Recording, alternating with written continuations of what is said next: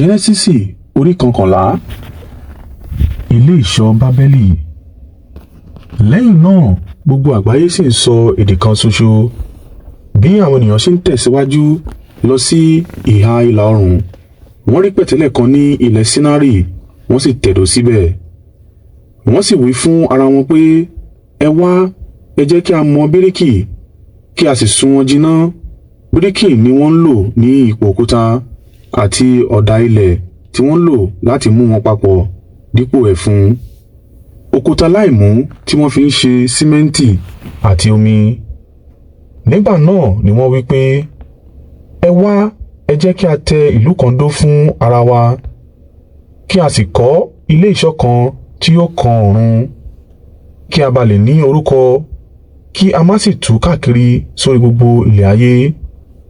Ṣùgbọ́n Olúwa sọ̀kalẹ̀ láti wo ìlú àti ilé ìṣọ́ tí àwọn ènìyàn náà ń kọ́. Olúwa wí pé, bí àwọn ènìyàn bá ń jẹ́ ọ̀kan àti èdè kan, tí wọ́n sì bẹ̀rẹ̀ sí ṣe iṣẹ́ yìí, kò sí ohun tí wọ́n ń gbèrò tí wọn kò ní lè ṣe yọrí. Ẹ wá, ẹ jẹ́ kí a sọ̀kalẹ̀ lọ, kí a da èdè wọn rú, kí èdè wọn má bàa yé ara wọn mọ́. Olúwa sì tú wọn ká sórí ilẹ̀ gbogbo, wọ́n sì ṣíwọ́ ìlú náà tí wọ́n ń tẹ̀dó. Ìdí èyí ni a fi pè ní Bábélì, nítorí ní ibẹ̀ ni Olúwa ti dá èdè gbogbo ayé rú. Olúwa ti sì tú àwọn ènìyàn ká sí gbogbo orí ilẹ̀ ayé. Ìran Sémù tó fi dé ti Ábúrámù. Wọ̀nyí ni ìran Sémù. Ọdún méjì lẹ́yìn ìkún omi tí Sémù pé 100 ọdún ni ó bí Afaksadi. Lẹ́yìn tí ó bí Afaksadi, Sémù tún wà láyé fún 500 ọdún. Ó sì bí àwọn ọmọkùnrin àti àwọn ọmọbìnrin mìíràn. Nígbà tí Afaksadi pé ọdún 45 ni ó bí Ṣélà. Afaksadi sì wà láàyè fún ọdún 450. Lẹ́yìn tí ó bí Ṣélà, ó sì bí àwọn ọmọbìnrin àti àwọn ọmọkùnrin mìíràn. Nígbà tí Ṣélà pé ọmọ 30 ọdún ni ó bí Ébérì. Ṣélà sì wà láàyè fún ọdún 450 lẹ́yìn tí ó bí Ébérì tán. Ó sì bí àwọn ọmọkùnrin àti àwọn ọmọbìnrin mìíràn. Ébérì sì jẹ́ ọmọ ọdún 24, ó sì bí Pẹ́lẹ́gì. Ébérì sì wà láàyè fún 430 ọdún lẹ́yìn tí ó bí Pẹ́lẹ́gì. Ó sì bí àwọn ọmọkùnrin àti àwọn ọmọbìnrin mìíràn. Nígbà tí Pẹ́lẹ́gì pé ọmọ 30 ọdún ni ó bí Réhù. Pẹ́lẹ́gì sì tún wà láàyè fún 200 ọdún ó lé 9 lẹ́yìn tí ó bí Réhù. Ó sì bí àwọn ọmọkùnrin àti àwọn ọmọbìnrin mìíràn. Nígbà tí Réhù pé ọdún 22 ni ó bí Ṣérúgù. Réhù tún wà láàyè lẹ́yìn tí ó bí Ṣérúgù fún 200 ọdún ó lé 7.